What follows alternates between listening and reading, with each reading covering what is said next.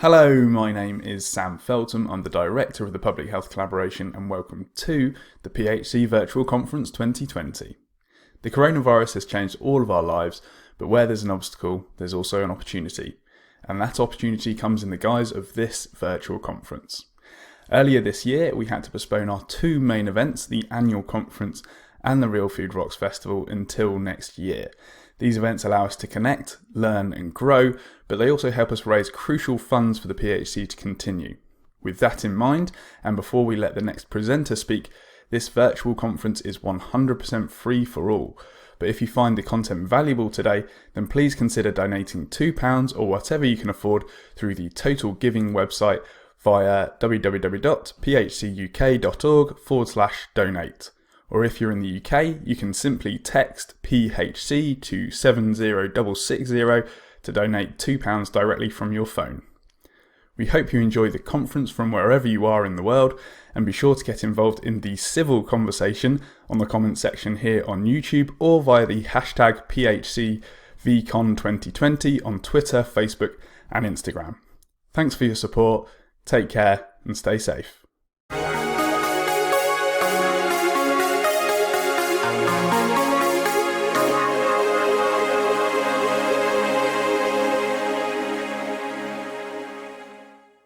Hello, my name's Sean, and what I'm going to be talking about today is the Scientific Advisory Committee on Nutrition's draft report on low-carb diets for type 2 diabetes.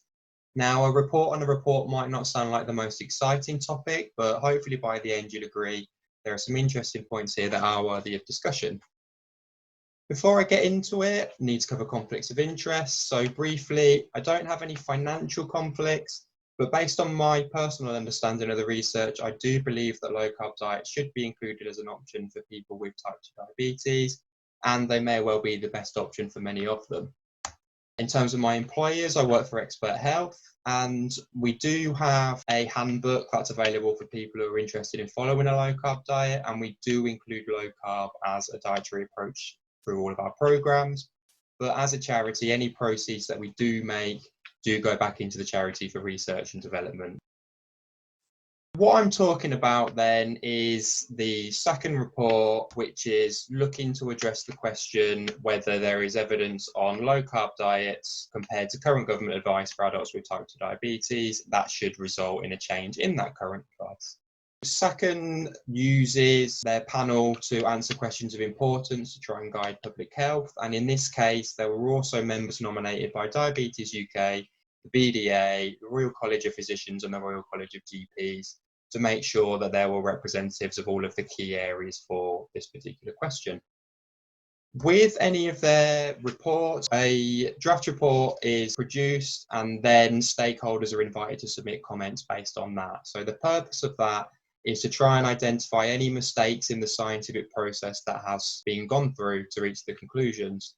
So this particular consultation phase ended on the 30th of April. Expert Health and a number of other organisations have put in their responses to that consultation to try and make sure ultimately the best recommendations are reached at the end. Why this is particularly important is that these reports from SACN are actually really influential. There aren't that many opportunities for existing guidelines to be updated, but the recommendations from this particular report will be recommended to government and they will be used to influence NICE guidelines if it's decided that's necessary. The existing NICE guidelines on type 2 diabetes were updated in 2019, but it was decided that they wouldn't update the section on diet. Now, this is something that was criticised by a number of different organisations, including Expert Health, Diabetes UK, the British Dietetics Association, but NICE still decided they weren't going to make any changes. They did, however, acknowledge that this SACN report was ongoing, and there was a suggestion in their responses during their consultation phase that they would consider updating their results if the outcomes of the SACN report suggested that that was necessary. The reason that that is particularly important, or the NICE guidance are particularly important, is it's those guidelines that most healthcare professionals will defer to, particularly if they're not specialists in a particular area. So although current DUK guidelines, for example, do include low-carb diets as a suitable approach, there's a general perception amongst a lot of people that NICE do not support their use, and therefore there's a reluctance to use low-carb diets with patients. On that front, it's probably worth noting that in the consultation on the 2019 guidelines, NICE did say that the existing guidance from NG28, which is the type 2 diabetes guidance, advises individualized recommendations for carbohydrate intake and meal patterns, and that this could include low carbohydrate diets. So actually the current guidelines don't preclude the use of low carb, but it would be clearer and more helpful to everyone if they were included more explicitly. Although there's maybe some doubt over to what extent guidance can be changed or that responses to consultations on the guidance is going to be listened to, it's key that we do what we can when these opportunities are available to try and make sure the evidence is reflected as fairly as possible. Going into the SACN report itself, there are some general positives, one of which is that the review was considered necessary at all. If you went back even 4 or 5 years, the majority of people would say these types of dietary approach are not suitable. And for us just a few short years later to be in a position where an authoritative body such as SACN are considering it as a clinically relevant question with a view to potentially updating guidelines, that's a big step forward, and that's an important thing for advocates of low-carb diets. In terms of what the report itself actually says, there are again some positives. Spoiler alert, where there were differences in any of the key outcomes, they always favoured lower carb diets, except as that footnote says in one exception, which I will come back to. There also wasn't any evidence that lower carb diets were unsafe. In terms of the key criticisms of such approaches, the evidence didn't actually support that that was a problem. Based on that, it's difficult to understand how any conclusion can be reached other than that lower carb diets are safe and at least as effective as other diets. The reason I say it's difficult to see how any other recommendations, conclusions can't be reached is that in the draft report, SACN don't actually populate the end recommendation. So although we can get a good idea of what they concluded, the actual final outcomes are a little bit of a mystery in terms of what's going to be recommended. Getting into the limitations, first I'll go through some general limitations and then I'll look into some of the specific areas in a little bit more detail. First and foremost, the review was limited in scope. One way in which I believe this is the case is that it was restricted to meta-analyses of randomized controlled trials. Although this is a really good, strong form of evidence, there are other forms of evidence that can help to inform our overall conclusions. When this is supposed to be an authoritative review that provides us with a real clear-cut answer at the end, the failure to include some of those other forms of evidence potentially means we don't get a full picture. There was also the omission of some relevant outcomes. Blood pressure, for example, wasn't included because the panel decided that weight change would explain changes in blood pressure. So there was no necessity to consider those two things independently. But there is evidence from low-carb diets that blood pressure changes can precede changes in body weight and can be, at least in part, independent to changes in body weight. So the omission of that is potentially not justified. There also wasn't any consideration of markers of blood glucose variability. It's more and more common for people to use flash glucose monitors or continuous glucose monitors. And one of the main things that helps people to understand is how their food choices do affect the variation of their blood glucose during the day. And that's something that's potentially a really important outcome in relation to people's dietary approach. I will say on that front, though, it's likely that there wouldn't be enough published evidence today to actually allow firm conclusions in a report of this nature, but it's still something that could have been acknowledged. It's still something that's potentially important. What could have helped to avoid some of these issues is if there had been greater transparency in the earlier development of the questions, the scope, and the criteria that were going to be used for the consultation. So although the minutes of meetings leading up to the actual report were made publicly available, although there was an opportunity for people to provide evidence that they thought had been missed before the review was carried out, and although there's this consultation phase, All of these things occur after the point certain things have been set in stone. So there was no opportunity for people to question why alternative forms of evidence weren't used, why alternative outcomes weren't used. That's something that might have addressed some people's concerns at this point. Another relatively major limitation in my eyes is that although a number of limitations were identified by SACN in the reviews included and the primary studies of those reviews, they didn't really fully account for these in the analyses.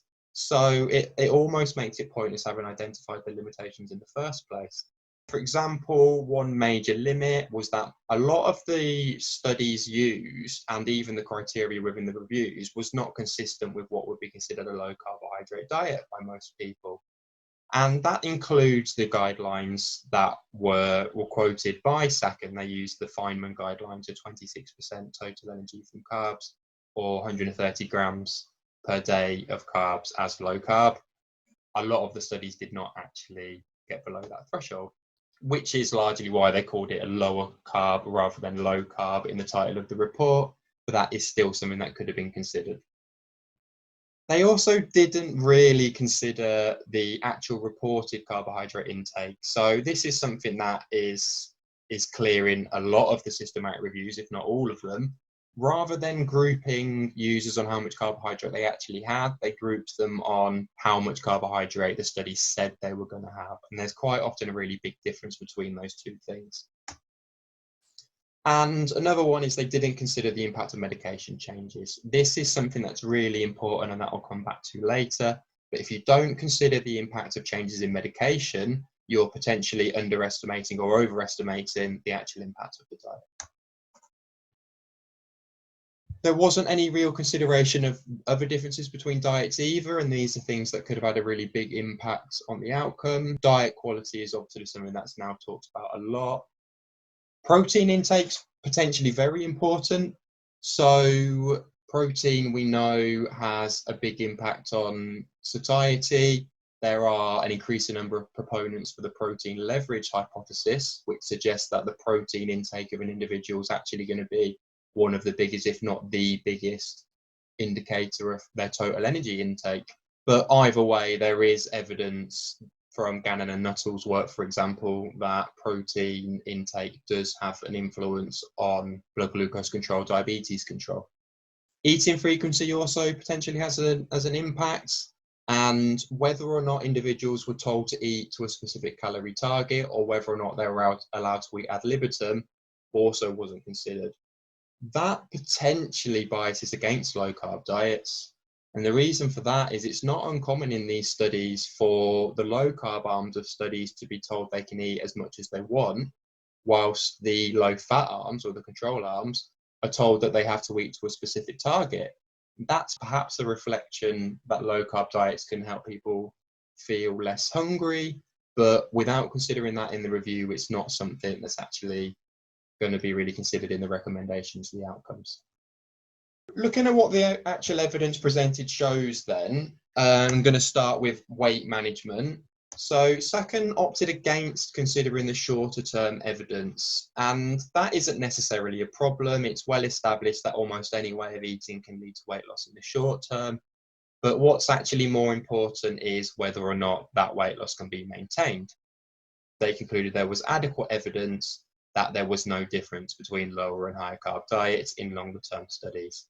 And anyone who's familiar with nutrition research or won't be remotely surprised by that, because almost any study of any diet looking at weight loss shows this same pattern: improvements in the short term that have disappeared over the longer term. But there's a number of reasons that doesn't necessarily tell the full picture, or isn't necessarily that helpful in answering our question about whether low carb diets are better than control diets. One of them is something I referred to before, and that's that sometimes the actual advice given in terms of the number of calories is different between the groups. So the diet isn't the only difference here, the guidance potentially has an impact. And then the next one is a question of over whether long-term adherence in trials is good enough to actually answer questions about the diet. And that partly comes down to whether you're looking at efficacy or effectiveness. They're quite often used interchangeably, but efficacy is essentially, does this actually work if I follow it? And effectiveness is, does this actually work in the real world, which considers whether someone's likely to follow it. But the effectiveness, which is the most important thing here, isn't just down to the diet, it's also going to be affected by aspects of the trial. Did they provide sufficient support to the individuals? Did they give clear enough guidance? Was the diet in the trial too rigid? So in the real world, someone following a low carb diet, they might be given support to change things to make it more interesting and enjoyable for them if it doesn't work. Whereas in a trial, they might have to stick to something that's very, very narrowly defined for a longer period of time, which is going to be more difficult to do. There's also the issue with randomized trials that if you're randomizing someone to a diet, you're quite possibly randomizing them to one that isn't right for them, that doesn't work for them. Whereas in the real world, if someone's making an informed choice to select a particular diet, it's perhaps more likely that they're going to stick to it. So the actual evidence on weight management, yes, what's available in terms of RCTs perhaps does back up their conclusion, but the reality is this isn't necessarily really clear cut in terms of whether low carb diets really are having that effect or not. Next up is blood glucose control, and again there's a similar picture. So for HbA1c short term, which was considered for this outcome, there was an improvement for lower carb diets, but longer term there was no difference or inconsistent evidence, as they put it. But I actually think this is quite misleading, and the reason for that is all of the studies that reported outcomes of this nature either favoured low carb or found no difference between the diets. There weren't any studies that favoured the control diets. So inconsistent perhaps implies to people that there were some in one group, some in the other, some where there were no difference. But in reality, what evidence there was still leaning towards it being favourable for lower carb. With fasting plasma glucose, similar again, in the shorter term, evidence supports lower carb diets having a better outcome, but there was insufficient evidence for the longer term studies. What is important to acknowledge here is that difference in medication changes. And as I already mentioned, this is really important. Almost all of the research that I'm aware of comparing lower carb diets with others shows greater reductions in the need for anti-hypoglycemic medications in the lower carb groups. And anyone who's working clinically with people on low carb diets, anyone with a general interest, is quite possibly aware that there is guidance available suggesting certain medications need to be reduced or omitted entirely at the onset of a low carb diet. Now, if you don't consider these changes when you're looking at the change in HbA1c or fasting plasma glucose, you're underestimating the effects of low carb. If two groups have shown a similar reduction in HbA1c, but in one group there's been a much greater reduction in the need for medications to achieve that, then that group is clearly showing a better outcome, and that is something that isn't being considered in this analysis. Okay, the next area where they looked at the effectiveness was blood lipids, and this is clearly an area where people often claim low carb diets are going to have a negative effect or are even dangerous. But what is clear from this table of their summary results is actually there's very little evidence at all. Well, there's no evidence of any negative outcomes as a result of low carbohydrate diets. So for total cholesterol and LDL cholesterol, which of course some people would debate the validity of using them on their own without considering their subcomponents, particle numbers, etc. But even looking at them through a traditional lens, there's no difference at all, and it's deemed that there's moderate or adequate evidence that there wasn't any difference. So this doesn't support the general concerns. For the other outcomes, in the short-term studies, there was an improvement with triglycerides on low carb, which is something, again, people working clinically using low carb diets will be familiar with. And then we see this inconsistent again. And once again, as with the HbA1c changes, I find this to be a little bit misleading. because once again, there were no trials for any of these outcomes which favoured the control arms. All outcomes either favoured low carb or showed no differences between the two diets. So on to those medication changes, which I've already talked about.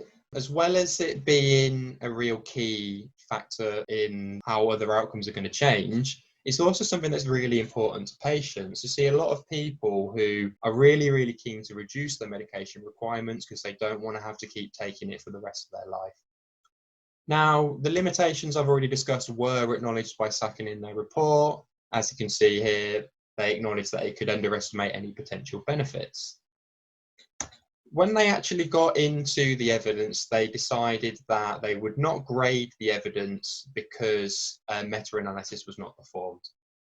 Now, this is very important, the grading of evidence, because in the recommendations that will eventually be made, only outcomes that were considered to be of moderate or adequate evidence will be considered.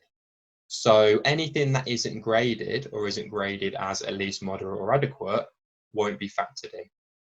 But with something like medication, there's great variation in how it's presented in the studies. And that is the main reason why it's not considered in a meta-analysis.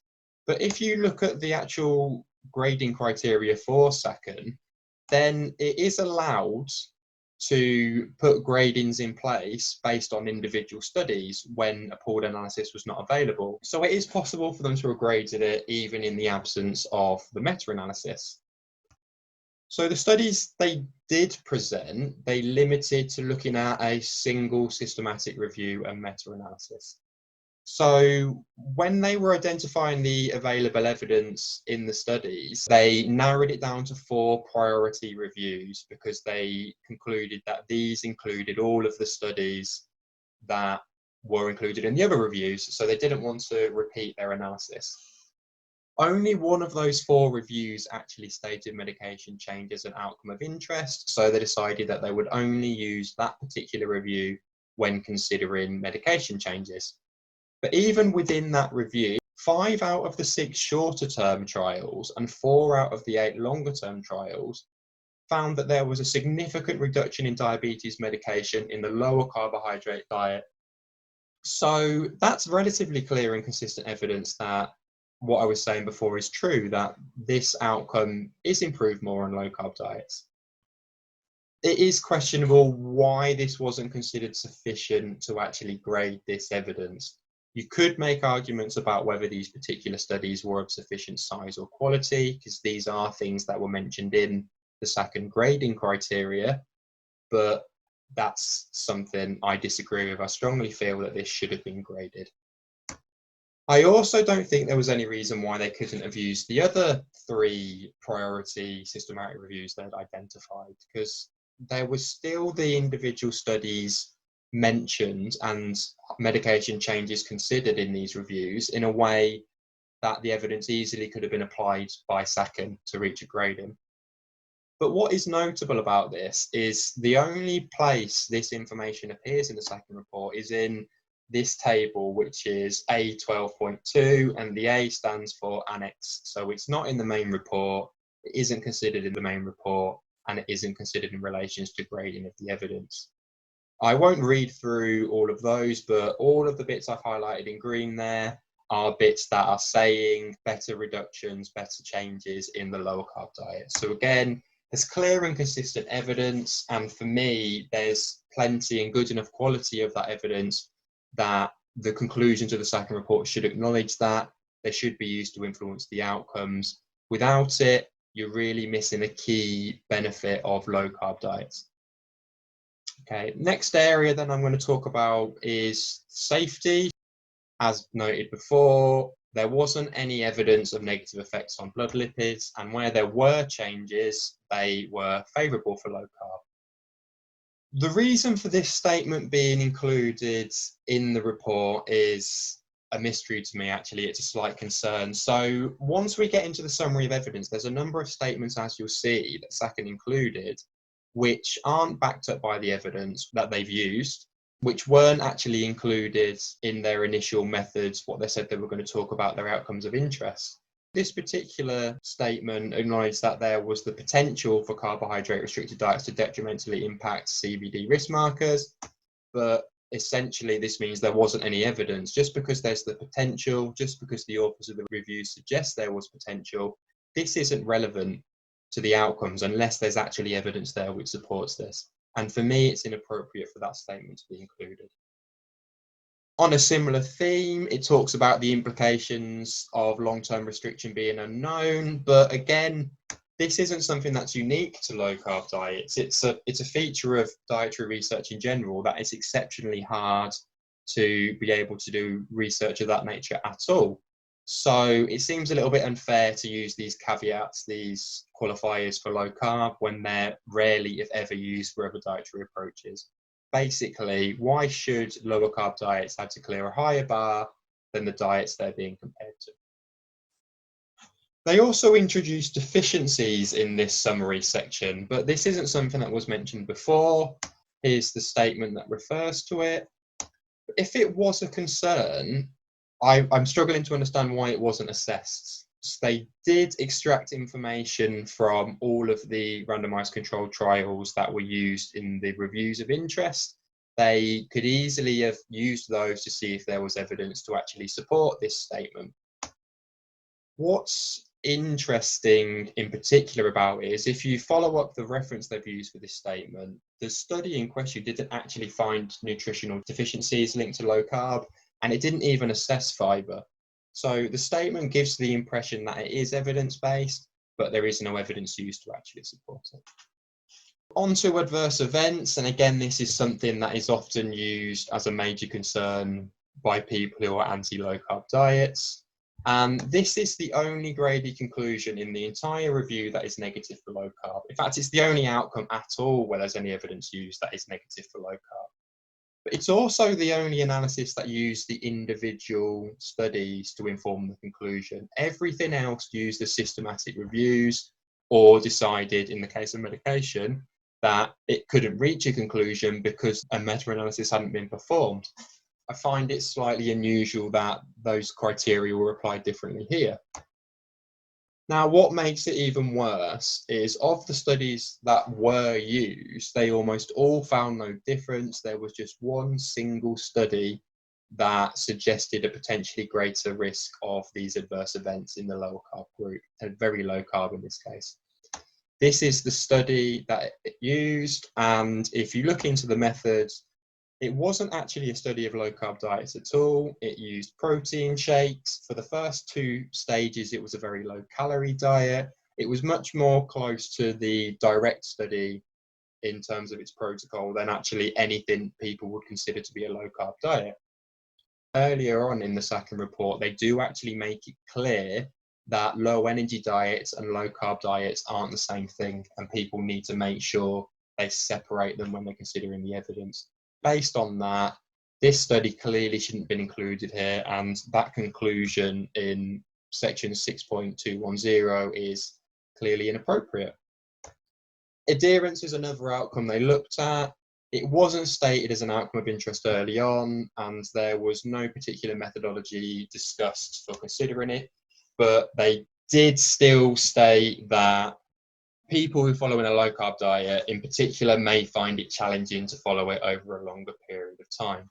And as I've alluded to, that's despite there being no assessment of this, no evidence used to support it. So as with a couple of the other statements I've introduced on the last few slides, this does come across as bias. If you are using statements that aren't supported by the evidence, that weren't introduced as things of interest, it's difficult to understand why those things are included. Just before moving on from that, we at Expert have previously reviewed some of this evidence, and looking at completion rates in the RCTs, which this statement is claiming will be more difficult to stick to for low carb, there was no difference between low carb and higher carb arms. It was about 73-74% in both arms. So the evidence, even if you do look into it, does not support what is being claimed. In terms of what they could have done to try and actually strengthen some of these elements, One of the major things they could and perhaps should have done is to include non-randomized control evidence to help them fill the gaps. Although this evidence has limitations, these studies can also often have strengths. For example, they quite often are a better representation of what would be happening in the real world. They quite often have more realistic support networks in place, more just being a better reflection of a low carb diet, really. A lot of these trials clearly aren't doing that. I'm talking about things like Verta, who have shown such fantastic results in achieving remission of type 2 diabetes through very low carb diets, but have also produced evidence showing reduced cardiovascular disease risk and a number of other massive improvements. In the UK, we've got the Low Carb Programme, which has had hundreds of thousands of users, which does have published results supporting its efficacy.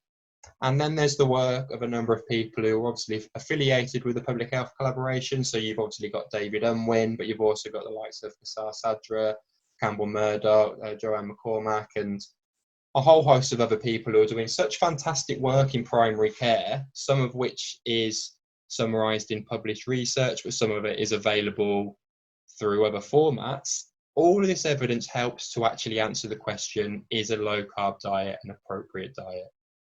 The reason these were excluded was because of their limitations, but the number of limitations that were acknowledged by SACN of the RCTs that were included was enormous. So it's pretty ironic that it was felt appropriate to include those studies despite their limitations and to ignore these other studies because of their perceived limitations. What they also could have done is they could have taken the information they did have available and they could have used it in a slightly more in-depth way. So after they'd acknowledged those limitations, they could have considered how the studies they had available to them could help them answer. If we take one example, being that a lot of those studies didn't actually look at low-carb diets, they easily could have gone through those randomized controlled trials included in the reviews and only included those that actually had participants following a low-carb diet. So when we at Expert have done something similar before, the summary of it looks something like this. There were 6 studies we identified where the reported carbohydrate intake was less than the 130 grams or 26% total energy. So these are all studies of low carbohydrate diets. Wherever you see green on that table, there was a statistically significant difference favouring low carb. Wherever you see white with a little black dash, there was no difference. And wherever you see grey, it wasn't actually considered in the study for people with type 2 diabetes. Just for interest, before I finish up, we've done a similar analysis looking at all of the meta-analyses we identified that looked at low carb versus higher carb. And although there are limitations, again, there is no red. There are no outcomes here that favoured the control arm over low carb. There's an awful lot of green. All of the evidence that is available supports low carb being as good as or better than low fat. So to conclude and to put forward what I hope will happen next, other than the contentious adverse events conclusion, which, as I said, is completely invalid, there were no outcomes where control diets outperformed lower carb. And that is true on whatever level you look at it. Every single outcome presented either for the individual systematic reviews or when the results were all considered together to reach summaries, either found no difference or favoured lower carb. Where those results were inconsistent and in line with what I was just saying, it was always in favour of low carb or no difference. So the terminology is perhaps a little misleading. So based on this, it's clear to me that the overall conclusion should be lower carb diets are safe and are at least as good as other diets for people with type 2 diabetes. And although that might not be what a lot of people are looking for, they might want something stronger. If that is the conclusion that's reached and that is the recommendations that are made, there will be no grounds for low carb diets not to be included in updated NICE guidance and other guidance going forwards. That provides a platform where people can go out and they can use these approaches with people who they're suitable for without concerns of breaking any of the rules, which is what a lot of people think right now when they don't think NICE supports it. I do think they should have included that other evidence I've talked about that would have helped them reach conclusions that were specific to low carb rather than lower carb. It would have helped them to consider some of those limitations around changes in medication usage, difference in protein, etc., etc. That's obviously a big job in terms of the amount of time it takes to do the research, but in terms of the resources available, there aren't many more comprehensive reviews or opportunities for reviews than you'd expect from SACN. This is supposed to be definitive, so if you're not considering all of the important factors, it isn't really doing what it's supposed to be doing.